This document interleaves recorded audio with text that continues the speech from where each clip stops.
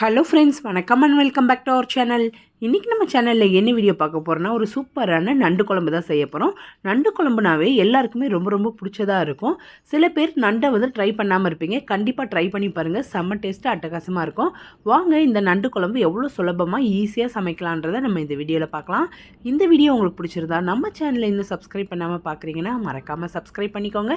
உங்களுக்கான நல்ல நல்ல வீடியோஸ் ரெகுலராக நான் அப்லோட் பண்ணுவேன். வாங்க வீடியோக்குள்ளே போய் இந்த சுவையான நண்டு குழம்பு எவ்வளோ ஈஸியாக செய்யலான்றதை நம்ம இப்போ பார்க்கலாம்.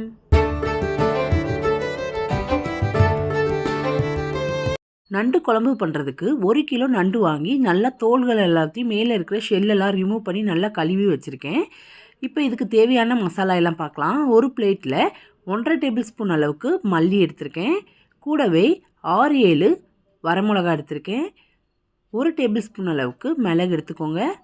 1 டேபிள் ஸ்பூன் அளவுக்கு சீரகம் எடுத்துக்கலாம். 1/4 டேபிள் ஸ்பூன் அளவுக்கு சோம்பு எடுத்துக்கோங்க. ஒரு கைப்பிடி அளவுக்கு குட்டி குட்டியாக நறுக்குன தேங்காய் சில்லு எடுத்துக்கலாம். 1 டேபிள் ஸ்பூன் அளவுக்கு வீட்டில் அரைச்ச குழம்பு மிளகாத்தூள், 1 சிட்டிகை மஞ்சத்தூள். இது எல்லாத்தையுமே நம்ம அப்படியே அரைச்சி தண்ணி ஊற்றி அரைச்சி எடுத்துகிட்டு வந்து ஒரு ஓரமாக வச்சுக்கோங்க. ஸ்டவ் ஆன் பண்ணி பேன் வச்சு எண்ணெய் சேர்த்துக்கலாம்.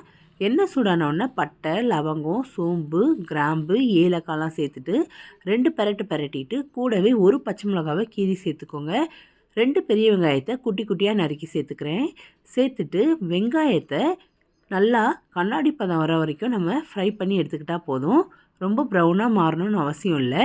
வெங்காயத்துக்கு எந்த அளவுக்கு உப்பு தேவையோ அந்த அளவுக்கு உப்பு சேர்த்துக்கோங்க. வெங்காயம் நல்லா கண்ணாடி பதம் இந்த மாதிரி வந்ததுக்கப்புறமா 1.5 டேபிள் ஸ்பூன் அளவுக்கு இஞ்சி பூண்டு பேஸ்ட்டை சேர்த்துக்கிறேன்.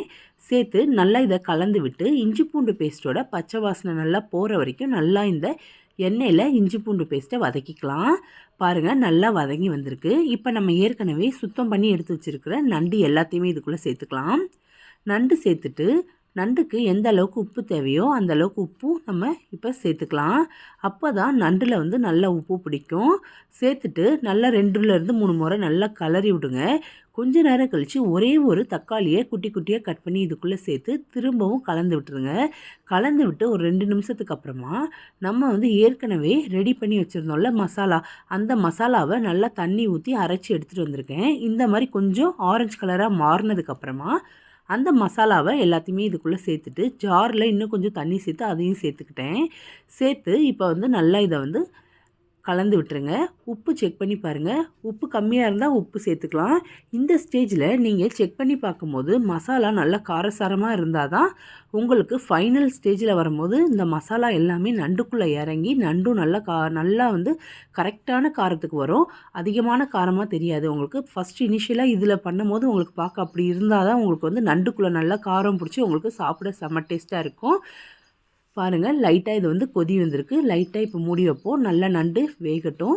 நண்டு வேகிறதுக்கு ரொம்ப நேரம் ஆகாது. ஒரு 10லேருந்து 15 நிமிஷத்தில் சூப்பராக தயாராகிடும். நல்லா ஆரஞ்சு கலராக மாறினதுக்கப்புறமாவே நமக்கு நண்டு தயாராகிடுச்சின்னு அர்த்தம். நம்ம இன்னும் கொஞ்சம் நேரம் வேக வச்சிங்கன்னா இதில் இருக்கிற மசாலா எல்லாமே நண்டுக்குள்ளே போய் நல்லா நண்டு சூப்பராக டேஸ்ட் கொடுக்கும். அதுக்காக தான் நம்ம ரொம்ப நேரம் வச்சுருக்கோம். பாருங்கள், நல்ல எண்ணெய்லாம் பிரிஞ்சு சூப்பராக ரெடி ஆகிடுச்சு. நல்லா செமையாக ரெடி ஆகிருக்கு பாருங்கள் நண்டு.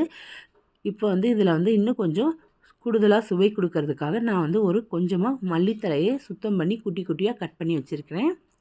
அந்த மல்லித்தழை எல்லாத்தையுமே நம்ம இதுக்குள்ளே சேர்த்துக்கலாம். சேர்த்துட்டு ஒரு 2 நிமிஷம் இது ஸ்டவ் ஆன்லேயே இருக்கட்டும். நல்லா இந்த மல்லித்தழையோடு சேர்த்து 2 பெரட்டிடுங்க. பெரட்டிட்டு ஒரு 2 நிமிஷத்துக்கு அப்புறமா நம்ம ஆஃப் பண்ணிக்கலாம். அந்த மல்லியோட எசன்ஸ் எல்லாமே இறங்கும். பாருங்கள், செம்ம டேஸ்ட்டாக ரெடி ஆகிடுச்சு. நீங்களும் உங்கள் வீட்டில் ட்ரை பண்ணுங்கள். தேங்க்ஸ் ஃபார் வாட்சிங்.